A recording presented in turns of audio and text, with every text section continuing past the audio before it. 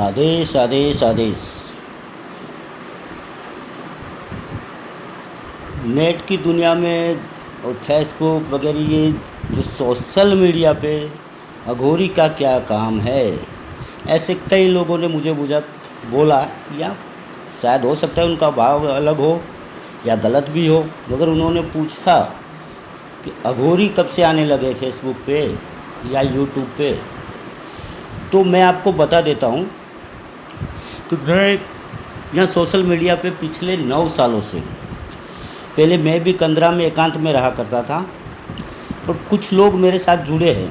वो लोग बताते थे कि गुरुजी अघोरियों को लेके ये अंधश्रद्धा फैली गई है कि ये ब्लैक मैजिक करते हैं, नर बलि का चढ़ाते हैं, मतलब तरह तरह की अफवाहें फैला के लोगों को डरा रखा है।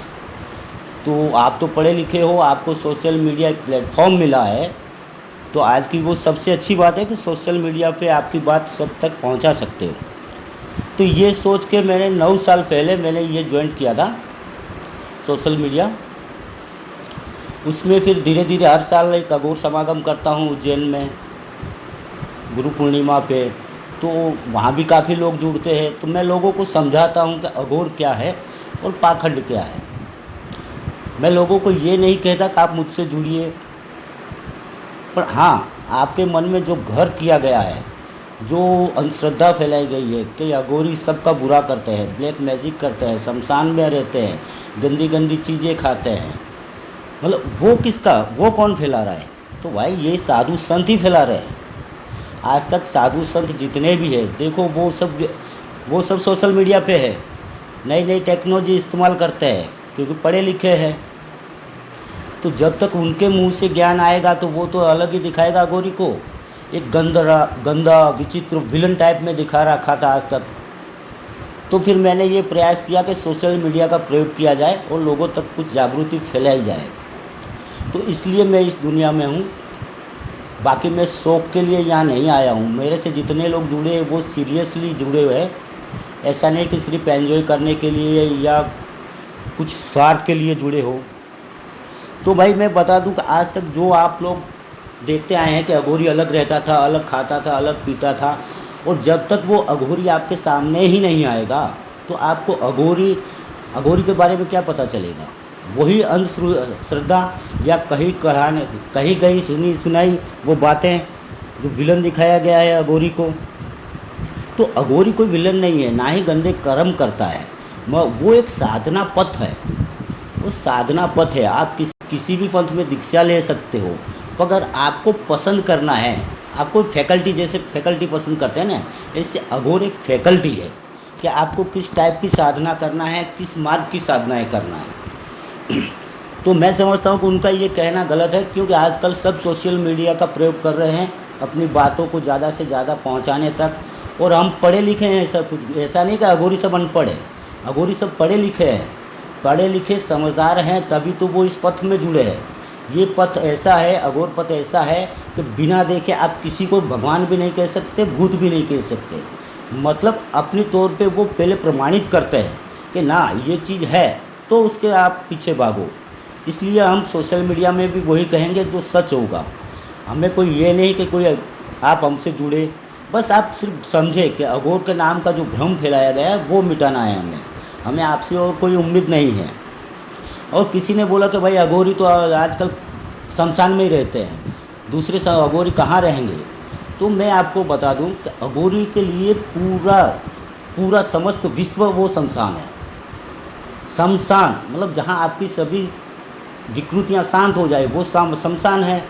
और रहा मृत्यु का सवाल, तो मृत्यु तो हर जगह हर किसी की होती है, तो वो शमशान ही हुआ ना। बाकी किसी के घर में नहीं रहते अघोरी। घर में इसलिए नहीं रहते कि देखो घर में पवित्र पूजा पाठ, शुद्ध वातावरण होता है, और अघोरियों के पीछे तामसिक और कुछ नेगेटिव शक्तियाँ चलती है। इसके चलते हुए किसी का अनर्थ ना हो, किसी का नुकसान ना हो, ये देखते हुए अघोरी कहीं किसी के घर में नहीं रुकता।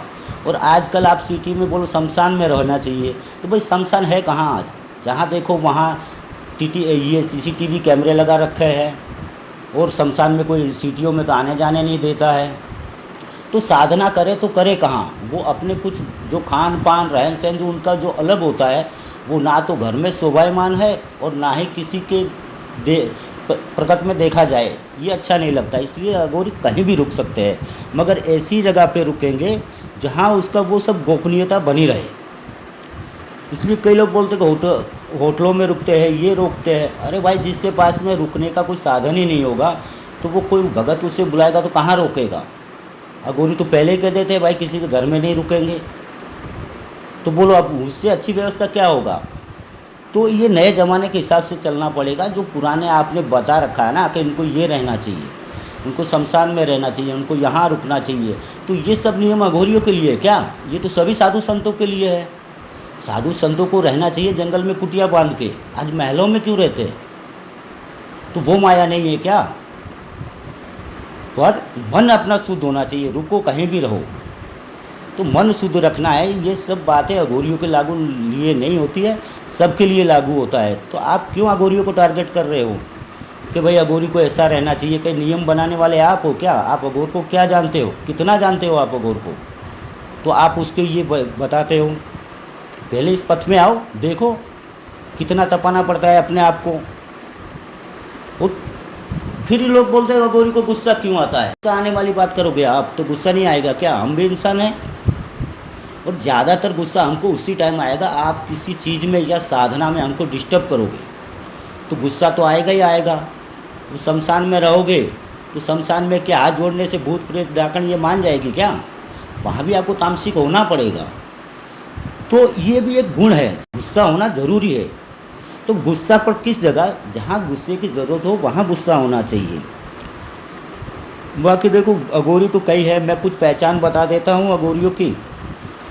कम से कम अघोरी वही कहला सकता है जो 12 साल जिसने पूर्ण किए हो या गुरु के हाथ से जिसने खप्पर प्याला पिया हो, तब तक अपने नाम के कोई आगे अघोरी नहीं लिख सकता।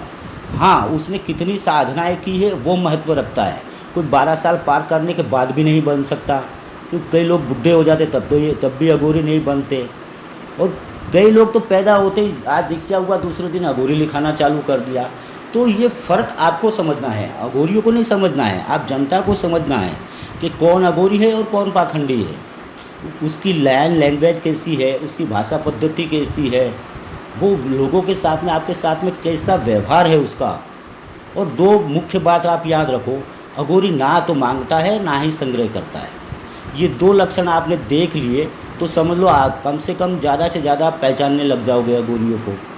संग्रह इसलिए नहीं करता क्यों? अघोरी को विश्वास होता है कि आज जिसने खाना दिया है वो कल भी उसको पहुंचाना ही है, इसलिए जो खाना आया वो ख़त्म कर देगा, जो खान पान जो भी रहेगा वो ख़त्म करेगा, कल के लिए बचा के नहीं रखेगा।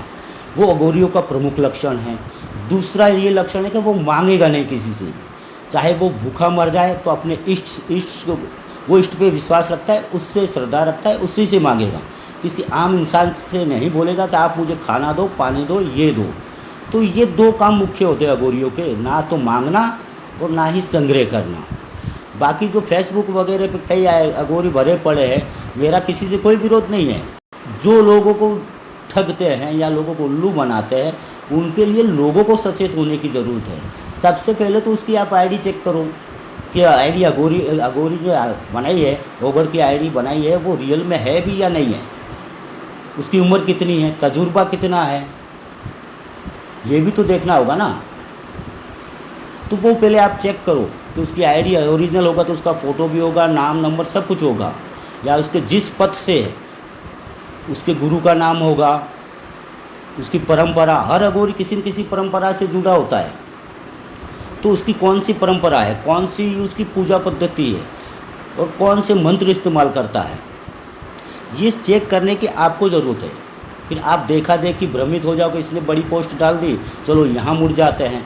वो भेड़ चाल नहीं चलना है, आपको खुद को जागरूक करना है। कई लोग तो आज कॉपी पेस्ट कर देते हैं और अपने नाम अघोरी लिख देते हैं, कहीं से उठा के नेट से कई लेक्चर उठा के डाल देते हैं अपने में और बोल दे ये हमने किया है।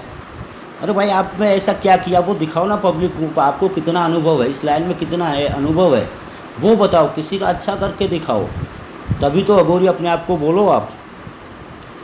बाकी ये समझ देखो, रहन सहन मैं ये मेरा विषय ये था रहन सहन खान पान ये सभी शांतों पे लागू पड़ता है, अकेले अघोरियों पे नहीं पड़ता। पर हाँ, अघोरियों की लाइन है वो थोड़ी हटके है, इसलिए उसको गोपनीयता बनाने की आवश्यकता होती है, इसलिए वो जाहिर में ऐसा कुछ नहीं करते। और जो जाहिर में ऐसा करता है वो सिर्फ दिखावा करता है। और आपको एक खास बता दूं, जो भी अघोरी है, किसी भी पंथ का है, सबके लिए एक मेला होता है। जो भाद्र पक्ष अमावस्या को तारापीठ में एक मेला होता है। जितने अघोरी हो गए भारत भर के या विदेशों में भी, वो सभी की वहाँ महापूजा होती है। उसी को अघोरी की महापूजा बोलते। वहाँ सब एकत्रित होना ही होना है। पर जो पाखंड है वो वहाँ नहीं एंटर कर सकता। तो वहाँ जो भाद्र पक्ष की अमावस्या की जो पूजा होती है, वहाँ भारत भर के जितने अघोरी संत साधु है, तंत्र लाइन से भी जुड़े लोग आ सकते हैं। मगर अघोरियों का खास मेला होता है भाद्र पक्ष अमावस्या तारापीठ में। तो ये कुछ बातें हैं जो मैं आपके साथ शेयर करना चाहता हूँ। बाकी दूसरी बात रही है कि आप मुझे कमेंट करें और कमेंट में ये बताएं क्या आप ज्ञान क्या पाना चाहते हैं। तो मैं सभी ज्ञान कमेंट में खुद पढ़ता हूँ और खुद देखता हूँ।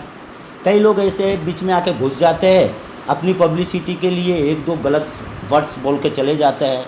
अरे भाई, आज कुछ करना है तो अपने दम पे करो ना, किसी को यहाँ दिखावा क्यों कर रहे हो। आप किसी की आईडी में घुस के अपने आप को क्या सिद्ध करना चाहते हो। आपके पास कुछ है तो आप खुद बनाओ, खुद ज्ञान दो लोगों को।